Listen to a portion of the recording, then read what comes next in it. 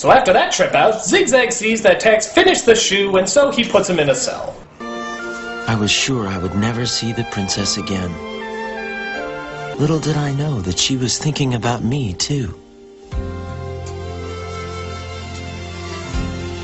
I close my eyes. Oh yay! Another underwritten song to rape us with its blandness. So soft and warm and clear.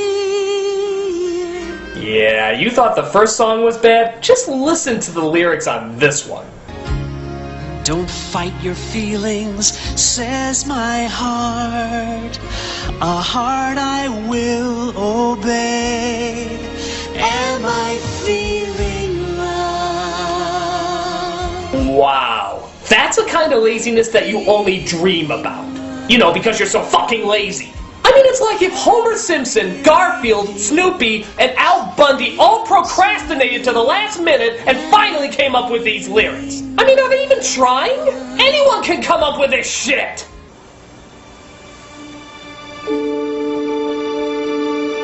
My heart will love a lovey love love, but only in my dreams. But because I sing with singiness, the dreams I dream, I'll dream. My heart love.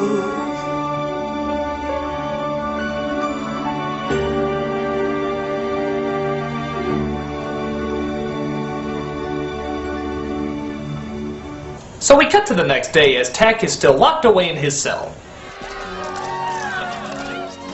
I had to escape. Oh, God, shut up! This a-hole has more inner monologue than Samus from Metroid Other M! Zigzag had ordered a polo match in Yum Yum's honor. Of course, she was far from impressed. If only Adam was here to tell me what to think. So the next day, Tack breaks free out of his cell as the thief tries to steal the golden balls from the top of the castle. Finally, I was free. The grass felt soft on my feet. Why don't I monologue about that for several hours? The grass is green. A frog is green. I'm sure I can talk about this in great detail somehow. Eventually, the thief manages to get the golden balls as he, here's a shocker, monologues to himself. You're gonna buy me a castle by the sea. And you're gonna buy me everything I need to turn the basement into a rec room. And with you, I tell you, sweetheart, I'm going to Disneyland. You know, it's funny, when I hear pop cultural references in a film that takes place in Arabia, I think of Aladdin. But this was being made before Aladdin. Apparently Disney animators drew influence from this movie when it was being made that helped Aladdin get off the ground. And after that came out, the new producers of this film drew influence from Aladdin. So Aladdin ripped off this, only to have this rip off Aladdin. Basically, the film is a product of animated inbreeding. Suddenly this is all starting to make more sense, isn't it? So a soldier comes and tells the king that an evil army is brewing, led by an evil man named One-Eye. One eye is coming. One eye? One eye. I prefer apocalyptic pupil. So as the king prepares his army, Zigzag manages to get the golden spheres from the thief. Now that I have the balls, Good night, everybody. I will go see the king. Zigzag decides to give the balls to One-Eye while the princess has an idea about how to solve the problem. Apparently there's a witch in the desert that's all knowledgeable. But who's gonna go talk to her? Where do I find this witch? You? Never. Much too dangerous. Father, I'm smarter than any man in this city. And faster than your clumsy henchman. As was proven by the previous scenes of her running fast and being smart. Okay, bitch, all you did was sing and spit. I don't know how that qualifies you to be a Speedy Gun Einstein.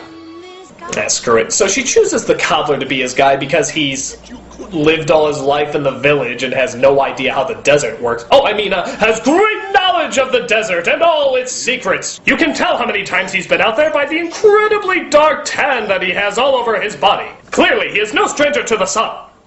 Okay, so they set out into the desert under the cover of royal escort to find the sudden plot device known as the witch. Well, wait a minute, what happened to his skin? He was looking like Tim Burton's Prince of Persia, now he has a tail like George Hamilton. I know what you're thinking, it's because he went out in the sun that he suddenly tanned, but look, as they're leaving, his skin is a different color, and it's nighttime. This doesn't add up. What, did the animator suffer a fatal heart attack? And then somebody else took over and forgot to tell him that Tack is pale? Continuity! It's not just for the coherent anymore! So they run into a bunch of desert outlaws called the Brigands. They sing another song that makes you want to scalp yourself, and then they decide to join them in their search for the witch. At last, we reached the hands of glory. All we had to do was wait until the next day when the sun would be directly overhead, and the magic moment would arrive. Or maybe the writers could have just had us arrive on time, but we found this wasted more animation, and let's face it, we're on a roll with that. So they see the witch, who has some confusing yet somehow still generic advice to give our heroes. Belief in yourself is what you lack. Attack, attack, and never look back. Oh, I also have some battle strategies over there, but I find shooting out riddles is a lot more fun. So we see Zigzag hand the balls over to One Eye, and they prepare to take over the city. One Eye's attack! You know, we're never even told what kind of power the balls have, or even what they do. We never see them in motion, and we don't really know how powerful they are. Are we just supposed to assume they're,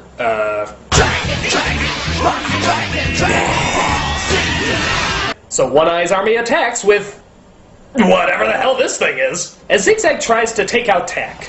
Attack! Attack! Attack!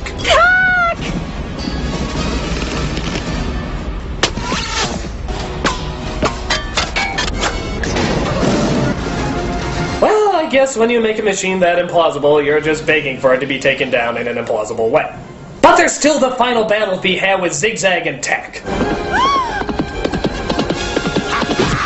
Huh, that was easy. You're mine, Toots. End of the ride, Zigzag. What, cobbler? I don't think he said anything. So Tack defeats the wizard by sewing him up, the thief gets the golden balls back, and One Eye's army is destroyed. And in the end, we find that non-threatening blandness wins the day. So next time you see a shooting star, be proud of who you really are. Do in your heart what you know is right, and you too shall become an Arabian Night. Unless you're an animator who spends most of his life and thousands of dollars trying to tell the story he's always wanted to tell. In which case, you're totally screwed. Alright, so I have good news and bad news. The bad news is this movie sucks! It's edited clumsily, the songs are forgettable, the characters are annoyingly bland, as well as annoying. It's just a horrible release. However, the good news is, there is a re-edit of this movie called the Recobbled Cut. This uses unfinished animation and storyboards to tell the version that Richard Williams always wanted to see. And let me tell you, it's a lot better.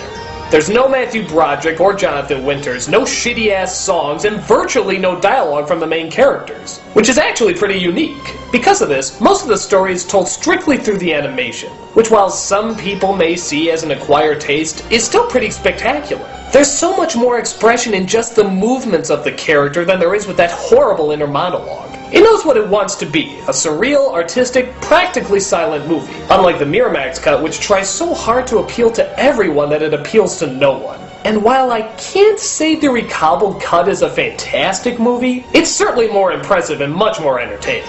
It's worth checking out for any fan of animation. If you just type in Thief in the Cobbler Recobbled Cut on Google or YouTube, you'll come across it eventually. Check it out and see some really great animation. I'm the Nostalgia Critic, I remember... Hello? Critic, I knew you would blow me off after that last phone call, so I set a time bomb in your house before it was built. Clever me. But don't worry, it's set to go off in exactly 50 seconds. You'd better run, big boy. I remember, so you don't have to. 1, 2, skip a few 50. Ooh, I love it when I'm nasty.